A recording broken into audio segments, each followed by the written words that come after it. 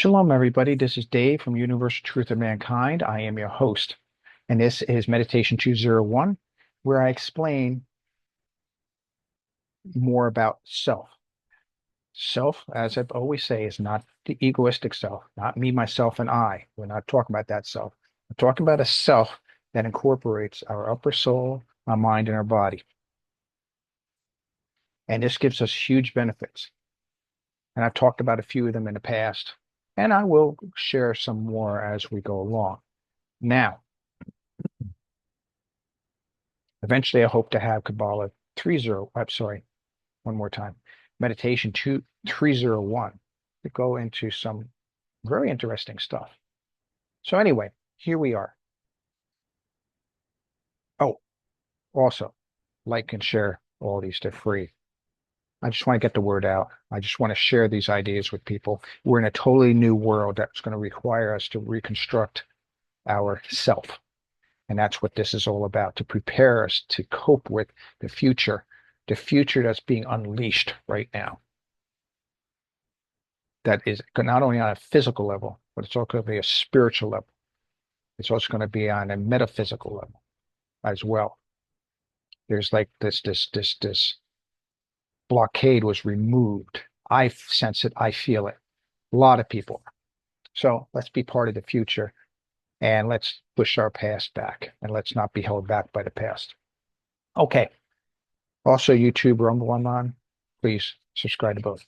All right. As you know, I talk a lot about this. I try not to repeat myself, but I do try to take different perspectives and avenues and explaining pictures so you see it from different perspectives. Like I talked about the horse and the rider statue in a park somewhere. And where everyone, you take 1,000 people, you put it around it, everyone's going to have a different perspective and see different parts of that horse and rider.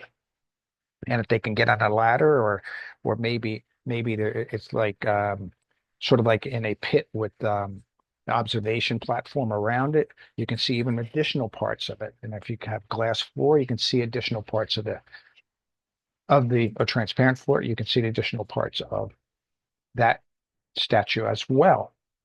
But everyone has different aspects. And this is where the idea of simulation comes from, where we live in an artificial world, so to speak. All right.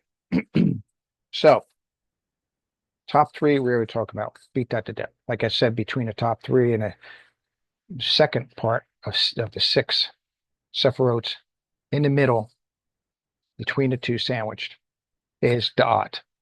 Talked about that. Now, when we're when we go into a Daat situation where we start focusing on the desire, remember the heart's got to be involved, a desire for our upper soul, a desire for the creator. There is an we have to make an effort. We have to love the creator. We have to appreciate what the creator gives us. We have to turn our authority, the world's authority, over to the creator and let the creator be the authority. Therefore, there's no intermediaries between you and the creator. None whatsoever. If you have a little g between you, because remember, you're little g, and if you have a little g between a big G and between you, then you made the little g between the two of you the authority. Get rid of that authority. I don't care if it's a rabbi, a priest, a pastor. I don't care if it's your neighbor or whatever it is. Get rid of it and start focusing on the creator. Remember, we're created an image of, so in many ways, we already have an instinct, and deep down, we already know something. Familiarity breeds contempt. By having those six sephirots created in each of those days within creation, what is it that we're looking for at this point? Well, once we go, this is the way I do it. I would say, Creator, thank you for creating me. Thank you for sustaining me at all levels of my existence and nourishing me at all levels of my existence. and transforming me at all levels of my existence and loving me at all levels of my existence. Neshama, let there be light. And that's how I started out. So what is this light? I'm adding a new ingredient to this picture. What is this light? And what do we get from, what do we gain from this light?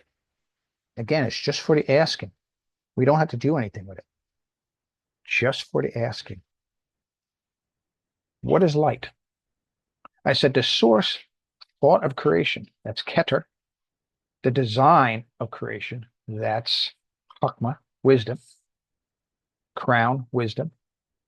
And then there's the fabrication, or the fabricator, which happens to be the creator, which happens to be Elohim, which is the primary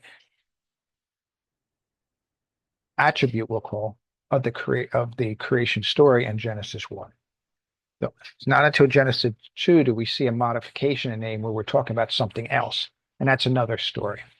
So that's the source of this light. So what is this light? What this light is love. It's giving. Wisdom. This is not someone reading a bunch of books and being wise. This is a wisdom that comes directly from the Creator. I have a book here. You can look it up. At some point, I'll pull it out. I don't have it right now. Just thinking of it now. Called Torah Therapy. Thankfully, it's been reprinted. You can look for it on Amazon or wherever. They do have that book. Torah Therapy talks about the upper and lower mind, which is Elohim, the upper and lower Elohim, which is Neshama, upper and lower Neshama, which I spoke about before. He goes in depth how Torah Therapy transforms you. Now, you may be saying, wait, Torah, wait, we're talking about light. Well, the Zohar means brilliance. The Zohar's purpose is to awaken our soul to the light that's in the Torah. And that is what transforms our mind into a wisdom. Let me explain it this way. Our mind is an upper and lower mind, right? We could say that the upper mind is intuitive. We can say the lower mind is rational. Now, a rational mind doesn't expand. It keeps tight. It stays faithful to the process, to the thought process, the steps that it's accepted without any give. Right? The upper, the intuitive is something that expands the rational. And we'll talk more about this another time, but when we can open our rational mind, there's a way to do it, to this wisdom, the intuitive mind fills the lower mind with light, with wisdom light, which transforms our being, transforms those mental processes. Like I said, Torah Therapy does talk to that. You can get sanity back. As I say sanity on that list too. But it does a revelation. It reveals things to us. And it's sanity because we're accepting it and we're expanding our rational mind. That's the key to this picture. And then that transforms everything below it. Now, I want to point out something else. It also gives us righteousness. Now, you're probably saying, okay, what's righteousness? Can you give me a picture? Yes. Yes, I can. You see where it says beauty? That's beauty, harmony, balance, or Tiferet, which is when you get to the 6, it's right in the middle there, the top middle. Or if you take a look at the middle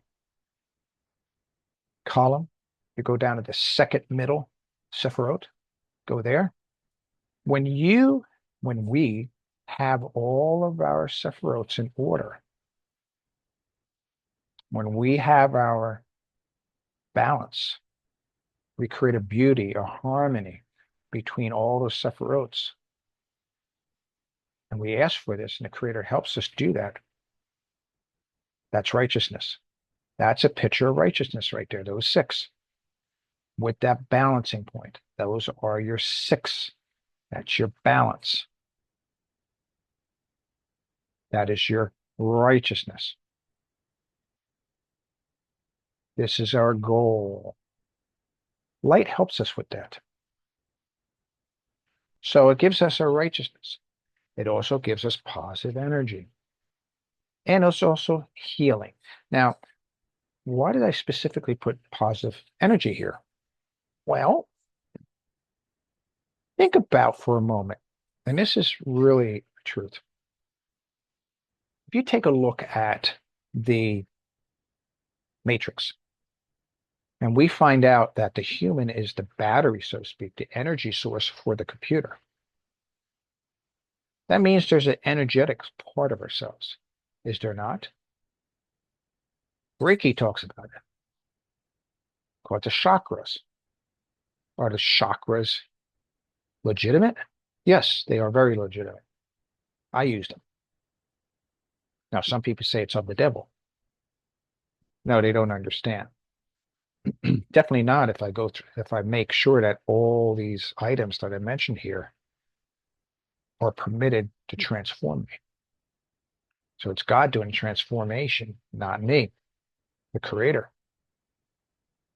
If I do the transformation, yeah, it's evil. I get that. So that's where the positive energy goes, into those chakras. And that's part of the meditative process. Now, Reiki talks about how we can use our hands and put them on people and heal them. That's another legitimate thing. So between the left and the right hands, we have negative and positive energies in us. And so when we put our hands around or near something, we can transform that energy or transfer that positive energy into that person to help heal them. And I know people it's worked on. I'm talking about people that, not that I haven't done it, but with people that I've seen it done too, have had miraculous changes in them. So this is legitimate, this energy thing. However, this is at the bottom of our existence. So to me, this positive energy transforming is good, but you can transform yourself. You can change yourself at many different levels at the same time if you take a different route. So we'll talk about that another time. I'm not belittling anything or promoting anything here. I'm simply sharing my experiences. And this positive energy does create healing in the body. But you can heal yourself too. It is very possible to heal yourself. Now you may say, well, if I lose my arm and I put my hands on it, can I grow another arm? The answer is yes. However, the answer is also no. Why? Because we have to keep moving up in our awareness, our conscious level, our soul level, till we get nice and high, till we get back to the neshama level of our existence. And when we can get to the higher order of our existence, which is very difficult to do at the moment, then yes, we can heal. We can heal ourselves without a doubt. It is very possible. It's just 99.9% of us just can't do that right now. So that's why there is a limitation that we placed upon ourselves. Okay. Now let's pop up one. So these six sephirots receive the light. And like I say, when I'm doing my meditation and I ask for the light, and like I said, I'll explain the mind another time. That's where Daat exists. And I'll put up another image of this with Daat in it, so it'll make more sense. We go to the six sephirots and I ask for what? I ask for the light. I ask for the intelligent energies. Now, I know I didn't mention in there, but the intelligent energies are, in reality, wisdom, love, revelation. I ask for those things. When I don't know something, or I doubt myself, the ability to do something, I ask for help. And it's amazing. Help does come. Sometimes it's just like instinctive all of a sudden. Sometimes the person walks past me, and I've had that happen. Or I say, hey, I noticed you have a t-shirt of blankety blank. Yeah, yeah, yeah. Well, I was trying to do such and such. Oh yeah, this is what you do. You'll save $1,000. Just do it. Sometimes people are extremely generous. They just tell me what to do. I've had that happen many times. So you don't know where the source is going to come from, but somebody does share, and light shares. It bestows. So I look for a transformation of these, and I say energies, intelligent energies. I'm talking about the creator's telling. Please map to my intelligent energies. Clean them means take the dust off. Polish them, which means make them shine better and reflect better. And I'll explain reflection in a moment. Energize them and balance them out. Oh, and also expand them. I mean, make them greater and larger, expand them, and and then balance them, bring them together. And that's what I ask for these six that are within me, since I'm creating the image of. When I do that, that transforms those intelligent energies with me, which transforms what? Wisdom. It goes into my intuitive mind, which transforms my rational mind.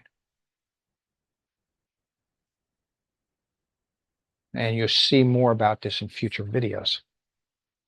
All right, so here we have, and these six eventually become properly aligned. And that middle column continues to flow the light through from the top all the way to the second beauty harmony, down to Yesod, which is foundation. And that's the foundation we use to bring peace and prosperity and life to Malkut, our existence. I hope that helps. Again, feel free to ask questions. Email me if you want. It's down in the description. If you want to make it private, that's fine. And thank you for your time and have a great day. Shalom, shalom.